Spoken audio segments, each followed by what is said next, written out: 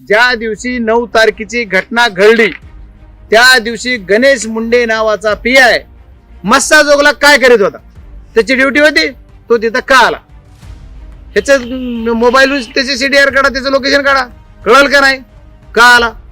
दराडे नावाचे जे पीआय आहेत ते दराडे नावाचे पीआय सुद्धा प्रत्येक माहिती एसपी ला देत होते. बारगळे साहेबांना घ्या, एसपी ना त्यांचा फोन, यांचा की त्यांचा फोन तिकडे. ही दराडे नावाचे पीआय असं करतात. एवढंच नाही तर तुमचे दहिपळे नावाचे जे पीआय गेला आहेत ह्याच्यात सगळं पूर्ण ह्याच्यातच आहे. म्हणजे काय त्याचं म्हणते डॉन पोलीस स्टेशन मध्ये असा जो एक पिक्चर मध्ये बघितलेलं बघा, पोलीस अधिकारी कपडे काढतोय, मस्त माल लावतोय, तसा आमचा दहिपळे जिम्मेदारीने सांगतो, संविधानिक पदावर, जिल्ह्याच्या सर्वोच्च पदावर मी जिम्मेदारीने सांगतो, या दहिपळे नावचा अधिकारी पोलीस स्टेशनला वर्दी काढून फक्त पॅन्ट आणि बनेरवर बसलेला आहे. आणि त्यांनी काय सांगितलं, ए तू कुणाचं काम करणार आहे? माझ्या निवडणुकीच्या वेळेस सुद्धा तू ताईचं करणार आहे का त्या बजेचं करणार आहे? पोलीस अधिकारीची भाषा आहे.